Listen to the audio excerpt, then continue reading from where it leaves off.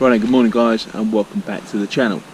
So today I've come out, it's 4 o'clock in the morning, it's a nice lovely morning, and what I've done is I've brought my mackerel setup with me, and I'm going to show you how you can use your mackerel setup to fish for other species during the rest of the year. Just by changing a few things, you can enjoy fishing using your mackerel setup that you've used all summer to catch those lovely mackerel.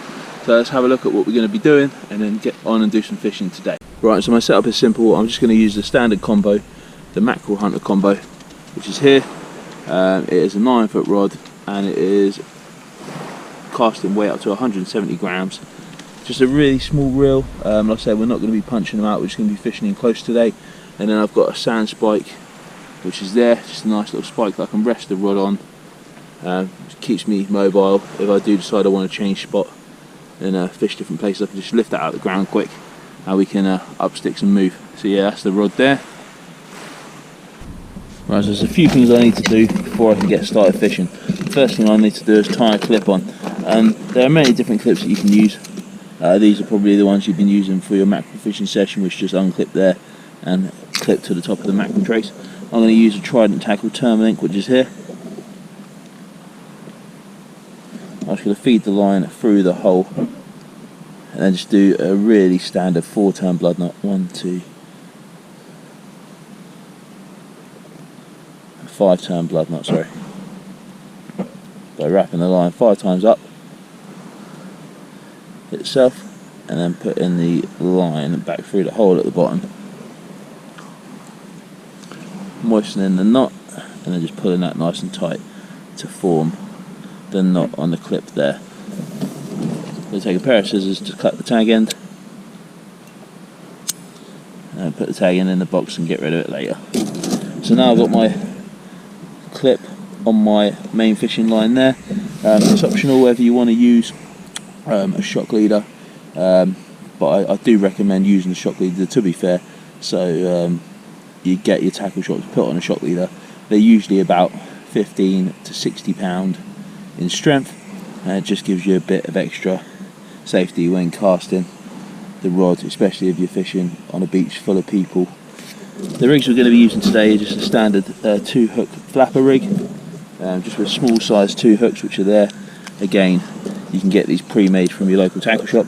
I would advise, if you're a beginner, just to grab a couple of pre-made 2-hook flapper rigs, as they're already made by people that know, a little bit about what they're doing, and it just gives you the peace and safe of mind. Just gives you a bit of safe of mind that you've got a decent rig that's been made by someone that's pretty good at what they're doing. So all we're going to do is start off with is clip the swivel, which is this part here, onto the main line.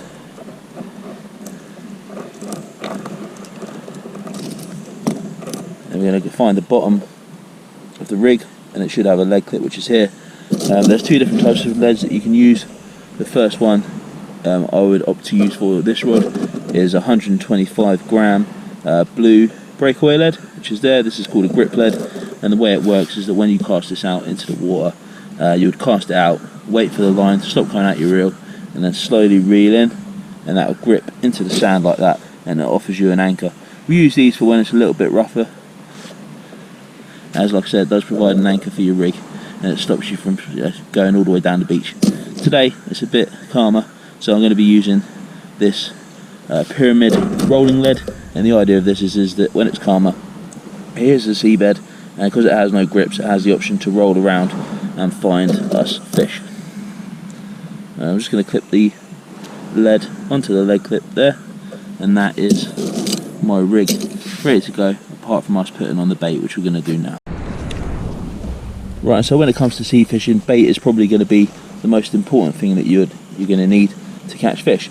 Today I'm going to be using some stinky old black lug, which is there, which I've had in my freezer for quite a while. What I would suggest to do is just go down to the tackle shop and grab yourself some lugworm from them. It'll be a lot fresher than this and a lot better. So I'm just going to feed the lugworm onto the hook, nice and simple, like that. There's one piece of lug there. I'm going to find my second hook, which is at the bottom of the rig, and do the same again. Just feed the lugworm straight onto the hook,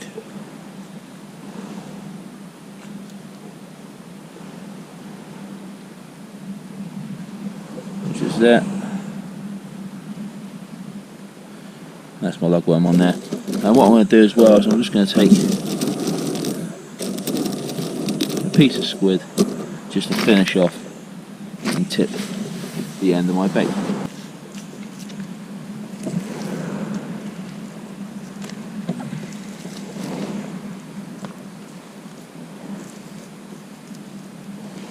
Take the gubbins out the inside.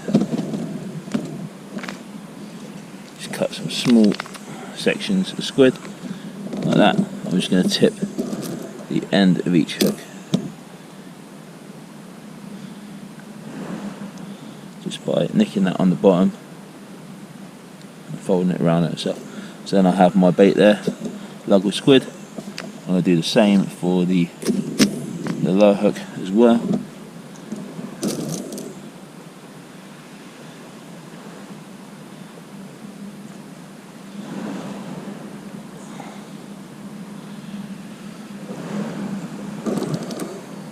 And there we have it, our two baits ready to go.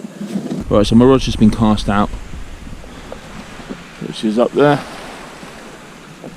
All I'm going to do is just going to back off the drag a little bit, just in case a big fish does take it. It's got a little bit of line that it can run with. There we go. And we won't lose the rod in the water. Many a times I've been fishing, I've had slightly larger fish than I'm expecting to take it, and the rod has gone down the beach, especially when you're fishing for things like smoothhounds.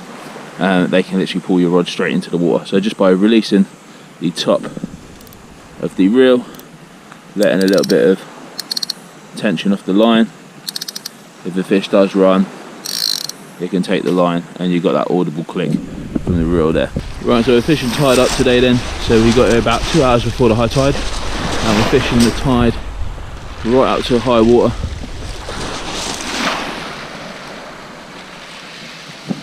As with the mackerel fishing, you cast out and then you're constantly casting out and reeling in. With changing over to bait fishing, you cast out and you leave the bait in about 20-25 minutes, and then we'll reel in, see if we've got anything, and then put some fresh bait on, and away it goes again. You've got to have a bit of patience with bait fishing, because obviously we're trying to sniff out the fish and you know, trying to catch them. Bait fishing is not as prolific as mackerel fishing, but in the winter, when you do get the whiting come in, can be some good fishing, and there's plenty of nice other fish out there to eat other than the mackerel. So definitely get out there and give it a go. Right, so what we're doing now is we're just waiting for a bite, and you'll know when you've got a bite because the rod tip will flex and it'll give you a motion like that. That's what we're waiting for now. Hopefully we can catch some fish.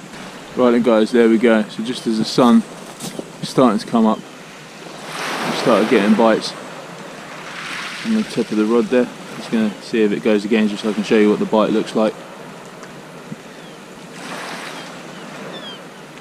So I've been casting to one side of the beach that we're on, not had much luck, so this cast I put slightly to the left. So it just goes to show you that if you do move the cast around where you're fishing on the beach, you can hit into little patches of fish. So yeah, I'm just going to wait. There we go. As you can see, the tip of the rod there just nodding away ever so slightly, just to indicate the bite. Right, so I'm not going to waste any time. I'm going to pull this in, and hopefully we'll be able to show you some fish. Right, so it's a lovely morning down here on the beach. Unfortunately, the first bite we had, I reeled into nothing, which, you know, sometimes that's just the way the cookie crumbles. But what an absolutely lovely morning to be out.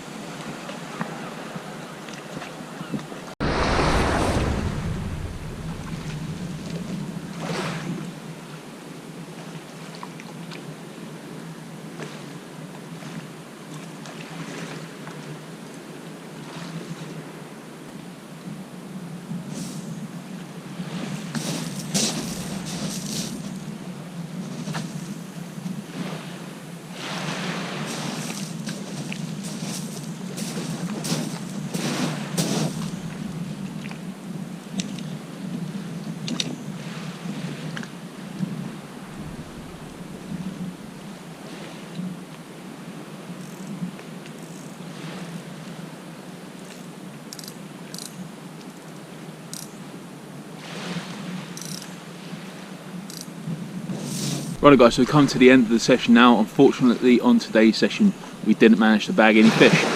This could be a number of reasons, but you know, we came out, we put the bait in the water, and sometimes that's all you can do. We gave it a best shot. So hopefully you've learned a little bit from this video that you can fish after the mackerel season just by tweaking a few bits to your current existing setup. If you do have a mackerel rod and a reel, just by adding a 2-hook flapper and either a rolling lead or a grip lead that corresponds with your casting weight of your rod, you can enjoy beach fishing too, especially just using a little bit of bait and catching some different species. But definitely get back out and give it another go. You don't need a sand spike like I've got today. You can just rest your rod up against the groin if you're a complete beginner, but it does help either a sand spike or a tripod just to get you going and just to keep your rod still in one position. Don't forget to loosen the drag off as well if you are fishing for larger species of fish, because you know you don't want to lose your rod at the end of the day. Thanks very much for watching guys, and I'll see you on the next video. Cheers.